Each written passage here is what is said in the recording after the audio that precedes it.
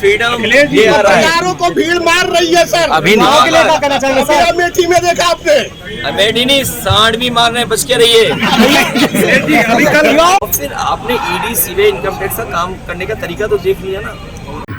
नमस्कार, मैं हूं अशोक श्रीवास्तव और आप देख रहे हैं media Dastak news. Samajwadi party के राष्ट्रीय अध्यक्ष और उत्तर प्रदेश के पूर्व मुख्यमंत्री अखिलेश यादव ने बस्ती के जीआईसी मैदान में एक विशाल चुनावी जनसभा को संबोधित किया। उन्होंने इंडिया गठबंधन के प्रत्याशी रामप्रसाद चौधरी को जिताने की अपील की। अखिलेश यादव ने कहा, बीजेपी को जनता ने 2 बार मौका दिया, लेकिन 10 साल के अंदर बीजेपी ने अपना कोई भी वादा पूरा नहीं किया। इनकी हर बात झूठी निकली। न किसानों की आय दोगुनी हुई और न युवाओं को रोजगार मिला। अखिलेश यादव ने यूपी की 79 सीटों पर इंडिया गठबंधन की जीत का दावा किया। आइए सुनते हैं अखिलेश यादव को। ब्यूरो रिपोर्ट, मीडिया दस्तक, बस्ती, उत्तर प्रदेश। क्या कुछ लग रहा है, कितने सीटें आप ला रहे हैं? देखिए, आपने बीजेपी के नेताओं की भाषा और भाषण सुन लिया होगा। नेताओं के भाषण और भाषण में उनकी बातें आपने सुन ली होंगी। 4 चरण के बाद ही उनके भाषण की भाषा बदल गई। वही पुरानी कहानी सुना रहे हैं, वही घिसे पिटे डायलॉग सुना रहे हैं। ये इस बार जनता इनको सुनने के लिए तैयार नहीं है। जो 10 साल में दिल्ली की सरकार के जो कामकाज थे और उत्तर प्रदेश के 7 साल, तो लगभग 17 साल की सरकारों का हिसाब किताब देना है। जो मुख्यमंत्री हमेशा बुलडोजर लेकर के तैयार रहते हैं और अन्याय के लिए अपने पुलिस प्रशासन को आगे कर देते हैं, उनकी हर परीक्षा का पेपर रद्द हुआ, पेपर लीक हुआ। और ये पेपर लीक हुए नहीं है, सरकार ने जानबूझ करके कराए जिससे नौकरी न देनी पड़ जाए। नौजवान पूरी ईमानदारी से इनके खिलाफ खड़ा दिखाई दे रहा है। और मैंने नौजवानों को हर सभा में कहा है कि आपके 10 साल नहीं खराब हुए हैं, आपका 1/3 जीवन इन्होंने खराब किया। नीचे करके बना ठीक है, जब आईडी आएगी तभी वहां से। न किसान की आय दोगुनी हुई, न महंगाई को रोक पाए, और इलेक्टोरल बॉन्ड से इन्होंने जो पैसे की वसूली की, उससे तो इनकी भ्रष्टाचार की पोल खुल गई। जो लोग दूसरों पे आरोप लगाते थे भ्रष्टाचार का, बताओ इलेक्टोरल बॉन्ड से इनके भ्रष्टाचार की पोल खुल गई कि नहीं खुल गई। और इसके साथ साथ जो आज बाजार में महंगाई है, इन इलेक्टोरल बॉन्ड की वजह से भी है। बूथ कैप्चरिंग विपक्ष आपको बूथ कैप्चरिंग में एक वीडियो हमें मिला था फरक्काबाद का, और फरक्काबाद में कई जगह बीजेपी ने कोशिश की। इनकी जो बूथ कमेटी है, लूट कमेटी बनना चाहती है, लेकिन लूट कमेटी नहीं बन पाएगी। उसके लिए समाजवादी लोग अपने बूथ की रक्षा करेंगे। आपके द्वारा ये आरोप लगाया गया था कि प्रधानमंत्री, इंडिया का प्रधानमंत्री अपने कई चेहरों में से एक चेहरा तय कर ले। जब विपक्ष आपको शहजादे करके संबोधित करती है, तो इसके पीछे क्या कुछ रीजन? शहंशाह यही कह सकते हैं। अभी कल अखिलेश जी, आप ही के द्वारा आरोप लगाया गया था कि प्रशासन के दम पे वोट की कहीं ना कहीं बाधित किया जा रहा है। हमने अपनी आंखों से देखा कन्नौज में, तुमने नहीं देखा? टीवी नहीं देखते हो? मंत्रिमंडल के साथ साथ मीडिया मंडल भी बदलेगा और आपको ये भी फ्रीडम हजारों को भीड़ मार रही है सर। अभी अमेठी में देखा आपने? अमेठी नहीं, सांड भी मार रहे हैं, बच के रहिए। जो शंकराचार्य, जब शंकराचार्य नहीं कर रहे हैं दर्शन, और मैंने तो ये कहा कि जब भगवान बुलाएंगे तो मैं जाऊंगा, और फिर अपने भगवान श्री राम तो ऐसे हैं, कब किसका बुलावा आ जाए किसी को नहीं पता। केजरीवाल का जो दावा है, केजरीवाल का जो दावा है वो 4 जून के बाद मुख्यमंत्री उत्तर प्रदेश के बदल जाएंगे, ऐसा आपको क्या लगता है? कोई नई बात नहीं है। आप सोचिए, मध्य प्रदेश में जिन मुख्यमंत्री की वजह से सरकार उनकी बनी, उसी मुख्यमंत्री को हटा दिया, उसी मुख्यमंत्री को हटा दिया। वसुंधरा राजे राजस्थान में जो चेहरा थी मुख्यमंत्री के, जिसके से वोट मिला, उन्हें हटा दिया।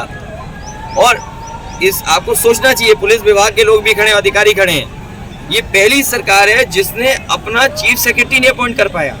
न जाने कितने आईएएस अधिकारी बिना चीफ सेक्रेटरी बने रिटायर हो गए, और आज भी दुखी मन बैठे हैं उनके बैच के लोग।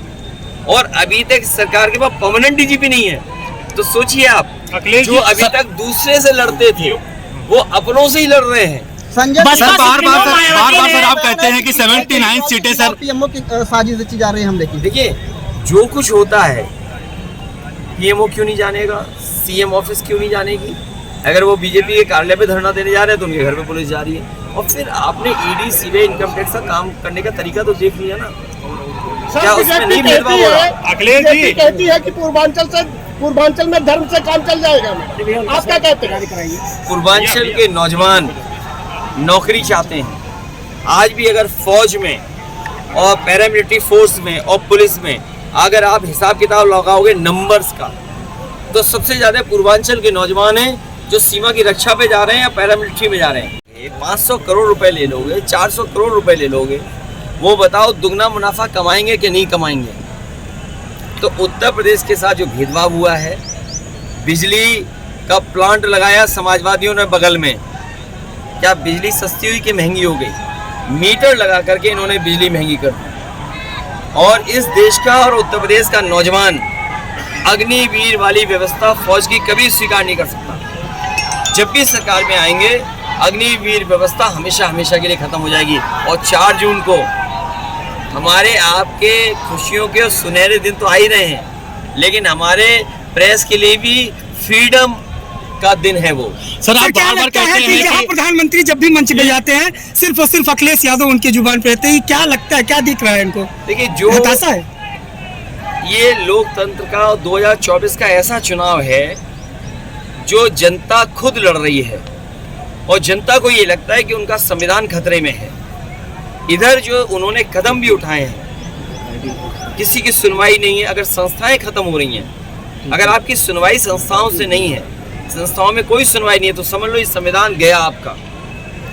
सर इनके केंद्रीय मंत्री पुरुषोत्तम रूपाला जिन्होंने छत्रियों पे सीधे सीधे प्रहार किया, उन्होंने कहा मुगलों का जो समय था उस समय में इनका रोटी मैंने तो ये सुना है कि यहाँ पे छत्रियों की ईवी सीवी ईडी और सीबीआई भी हो रही है। सर केंद्रीय सर सोचिए ये हर एक के खिलाफ हैं। जब दूसरे लोग सुपर, फिर ये अपने लोगों के भी खिलाफ हैं।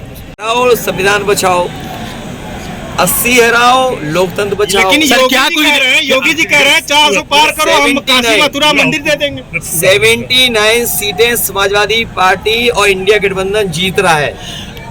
एक क्यूटो में लड़ाई है। आखिर क्यों लड़ाई है सर? क्या सीटें जीत रहे हैं? क्या क्यों लड़ाई है सर? क्या इसके पीछे क्या कुछ तर्क है? क्यों लड़ाई है सर? इसके पीछे क्या कुछ? अभी उसमें भी पता लग रहा है कि बहुत जल्दी आप वो भी खबर सुनेंगे, इनको अपने ही हरा रहे हैं। मोदी जी कह रहे हैं अखिलेश जी बसपा सुप्रीमो मायावती ने कहा है कि 4 जून के बाद अगर ईवीएम में गड़बड़ी नहीं मिली तो फिर सत्ता बदल जाएगी, ऐसा आपको लग रहा है? वो ठीक कह रही हैं। और बहुजन समाज से मैं कहूँगा कि संविधान बचाने के लिए, लोकतंत्र बचाने के लिए इंडिया गठबंधन का साथ है। सर गठबंधन कितनी सीटें पा रही है? क्या कुछ कितनी सीटें गठबंधन पा रही है सर? गठबंधन सरकार बना रहा है। योगी जी कह रहे हैं 400 पार कराओ, काशी मथुरा मंदिर पाओ। फिर मंदिर की राजी। आपके जो मुख्यमंत्री है वो उल्टा पुल्टा मुख्यमंत्री है। 46 में 56, एक टांग पे योगा देखा था आपने? कहते हैं हम सुबह 4 बजे सो के उठ जाते हैं। अरे भाई 4 बजे सो के उठते हो, योगा करते हो, तो जब एक टांग पे खड़े हुए तो पूरे देश और दुनिया ने देखा कैसे डगमगा रहे थे। सर विपक्ष आपको सजा 400 पार, उन्हें गणित नहीं आता है। आज तक उन्होंने ये नहीं कहा 3 × 660 सुपर क्रिटिकल थर्मल प्लांट। ये जो बिजली का प्लांट लगा है ये है सुपर क्रिटिकल थर्मल प्लांट। आज तक उनके मुंह से सुना आपने? इसीलिए वो 400 पार बीजेपी का जो नारा है उसका इंटरप्रिटेशन नहीं कर पाए। इंटरप्रिटेशन ये है कि 543 में 400 पार तो बची कितनी? 143। तो 143 बची है, तो कितनी हुई? 143। 400 के पार 143 बची है आपकी। क्या आपको लग रहा है कि 140 करोड़